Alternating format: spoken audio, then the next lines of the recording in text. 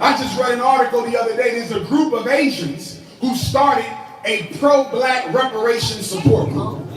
You got Asians fighting for black reparations. Why would the Asians be fighting for you to get reparations?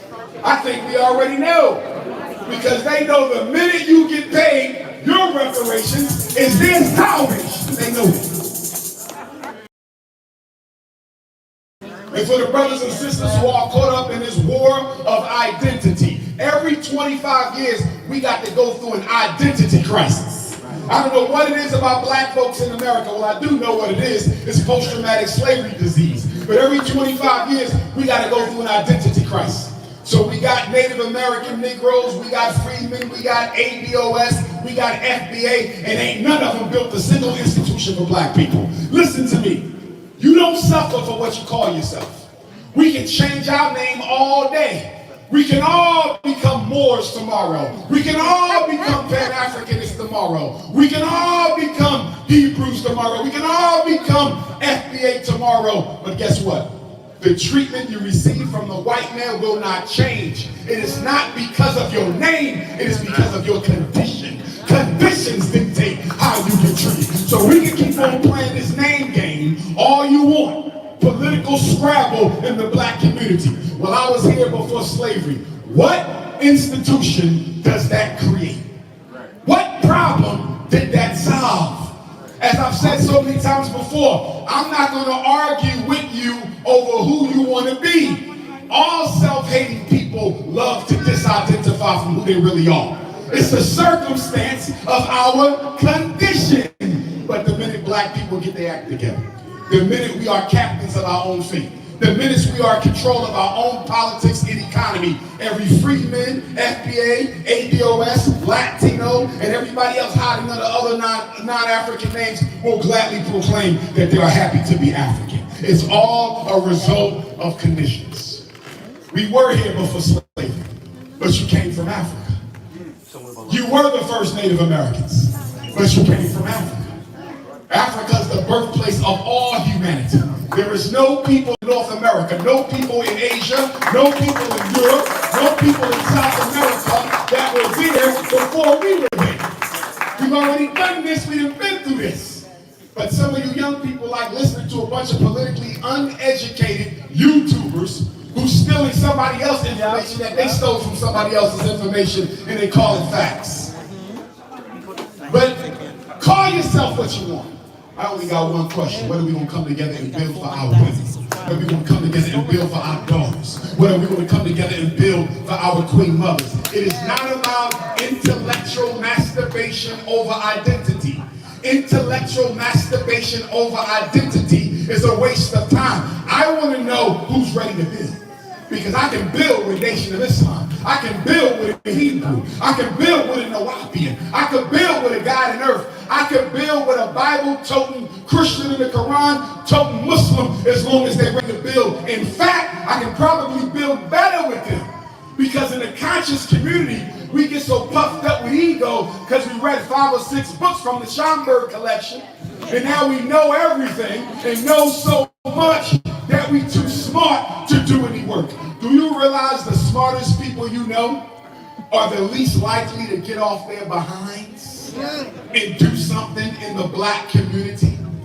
Is it not a shame that I'm the only one of my generation in black consciousness to build a real school? I didn't say a basement, I didn't say a home, I didn't say a church, I didn't say a storefront, I didn't say a community center, I said a real school. Where are the other institutions at? Where are the other institutions at? Black women, one of the things we're going to do as soon as the Frederick Douglass and Marcus Garvey Academy is ready, we're going to have a regular ongoing Black Women's Symposium where black women can come together as black women to talk about black women's problems. Because I have a big problem with the fact that the leading group that is taking their own life in America right now are our 14 to 17-year-old daughters. Black girls 14 to 17 lead America in. You know why? They don't have women they can talk to. They have emotional conflict issues with their mother. Father may not be there. They may have been the victims of molestation, pedophilia, incest, unaddressed.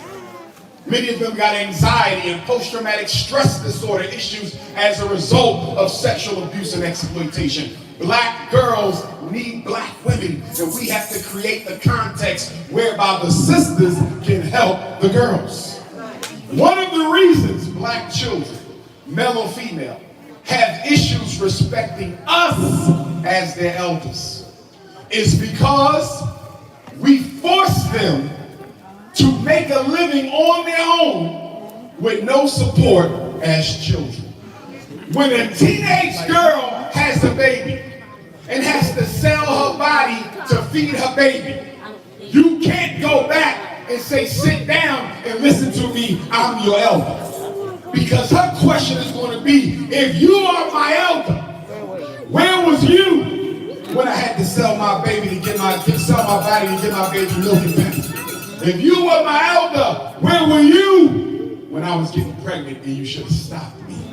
See, we as adults are the parents of all black children in our community. And one of the mindsets we have to shift, and three brothers and sisters, is we have to walk around conscious of the fact that every child is my child. Until everybody in New York City sees every black child in New York City as your own child, we don't win. Until every American African sees every American African as their own brother and sister, we don't win. One of the reasons it's so difficult for American Africans to activate God consciousness is because one of the manifestations of God is the divine oneness of all African people. The reason we can't tap in, the reason we don't get the type of blessings that you read about in your holy books is in order for the one God to help you, we have to become one as a people. See, if all you want to be is an emancipated Negro peon, spirit can't come to your aid. The reason many of you want reparations is not to improve black Brooklyn. You're not thinking about what's best for us, our family in Queens. You ain't pondering Staten Island's future. Harlem ain't on your mind. Your issue is you want some money so you can go and buy some stuff white people make. That's why you want reparations. I just read an article the other day. There's a group of Asians who started a pro-black reparations support group. You got Asians fighting for black reparations.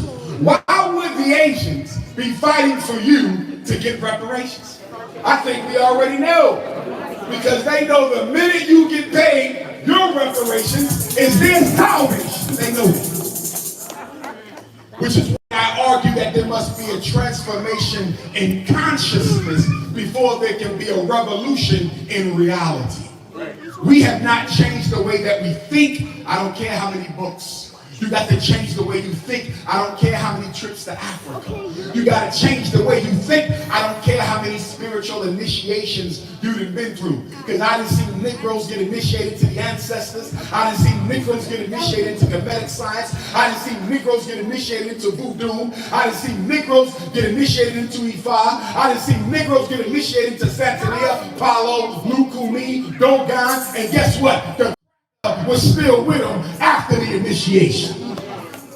So until we change the way that we function, and I want to be clear, it don't take a whole army of people to force others to think a different way. You just have to be committed in your mind to what you stand for. There's a scientific experiment in psychology. It's called the 100th monkey experiment. And they studied these little primates, and they noticed that it only took one monkey to do it right, and the other 99 automatically followed suit. Now we know we ain't no monkeys, but we are living, breathing organisms. And if we are going to be consistent as the black consciousness community, no matter what the ideology may be, we can transform the minds of the rest of our community, but we got to be consistent.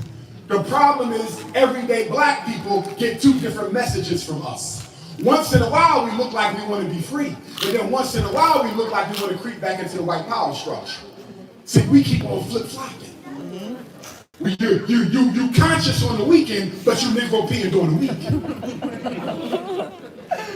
And let us be honest, one of the reasons it's so hard for most of us to close the door on white supremacy once and for all is because of economics.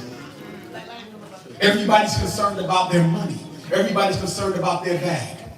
This is why we got more sellouts in the black community than we have in any other race. Because we, more than any other race, are dependent on white folks for our bills to get paid.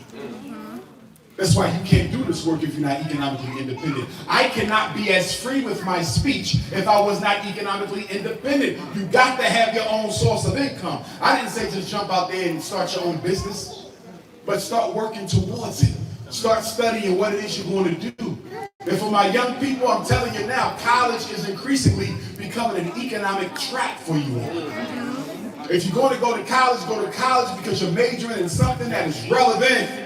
Do not go to college unless you are certain that what you are majoring in equals some sort of business opportunity when you get out. Because there's too many young people graduating magna cum laude in earthworm technology. Unemployed and broke with a PhD from Harvard. Yep. Brothers and sisters, make it make sense. You know, when we left the 1970s, over 40% of African Americans were in the agricultural and farming industry. One of the things we need to go back to, especially since we live in food deserts, we need to go back to agricultural science. We need to pick up Dr. George Washington Carver. You want a business idea? Learn how to grow your own food and go around Black America starting community gardens. You'll make all the money you want to make. We got to get back to agriculture, brothers and sisters. One of the things we're doing at FDMG is we're looking into farmland right now for our agricultural curriculum for our boys and ultimately for our girls. And I want to say thank you to New York City. Thank you to New York City for standing by me these past 9 years, because it has not been easy. It has been one hell of a roller coaster trying to get that elementary school done.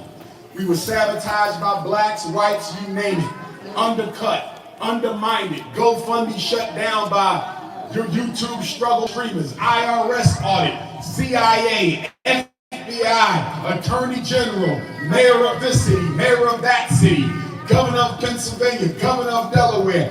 Every weapon that they could throw at us to stop this school, and most of it was black folks. Yet none shall prosper. Most of it was black folks. They threw weapons. William Pepper, Dr. King family attorney.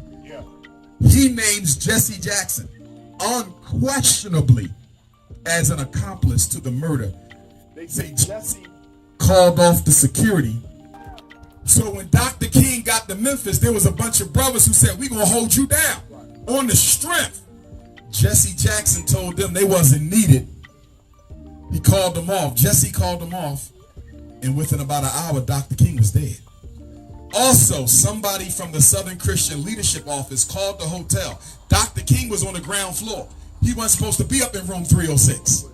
The Green Berets, who was the backup shooter, said anybody who was not wearing the tie should not be shot. Why did Jesse Jackson not have a tie on that day? Dr. King showed up alive at the hospital. A white nurse in the room said, and she watched the doctor put over Dr. King's face and suffocated him to death.